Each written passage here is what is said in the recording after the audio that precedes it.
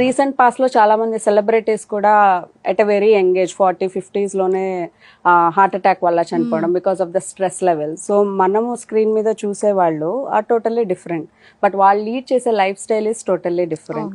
So అక్కడ మనం చూసుకుంటే ఆ లైఫ్ స్పాన్ కానివ్వండి, మన లైఫ్ స్టైల్స్ కానివ్వండి, ఎట్లాగా చేంజ్ అవుతూ వచ్చాయి అనేది మనం చూసుకోవాలి. అండ్ మ్యామ్ ఇంకొకటి ఏంటి అంటే, మీరు డైట్ ఇచ్చే ముందు ఖచ్చితంగా మెడికల్ టెస్ట్ ఇదంతా కూడా తీసుకుంటారు కదా? మనం ఫస్ట్ క్లయింట్తో మాట్లాడినప్పుడు మనం అర్థం చేసుకోవాలంటే వాళ్ళ లైఫ్ స్టైల్ ఎలా ఉంది, వాళ్ళ హెరిడిటరీ ఇష్యూస్ ఎట్లా ఉన్నాయి, ఇప్పుడు వాళ్ళ ఫాదర్ సైడ్ కానీ మదర్ సైడ్ కానివ్వండి, వాళ్ళ పేరెంట్స్, వాళ్ళ గ్రాండ్ పేరెంట్స్, ఈ హిస్టరీ అంతా మనకు తెలిస్తేనే, అంటే we usually do the RC అంటే రూట్ కాజ్ అనాలిసిస్ చేస్తాము. అది చేసినప్పుడు ఏమవుతుంది అంటే, ఇప్పుడు ఒక క్లయింట్తో మాట్లాడినప్పుడు వాళ్ళ ఆ డేటా అంతా మన దగ్గర ఉన్నప్పుడు డైట్స్ ఈజీగా డిజైన్ చేయగలుగుతాం. మన ప్రైమరీ గోలే అది కదా, డిఎన్ఏ బేస్డ్.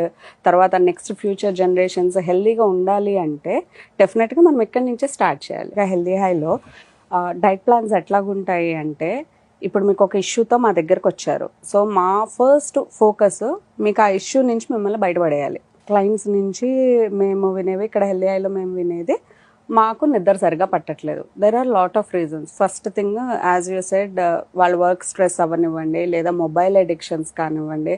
చాలామంది మేము ఎర్లీ టు బెడ్డే అంటారు, అంటే లైక్ 9:30-10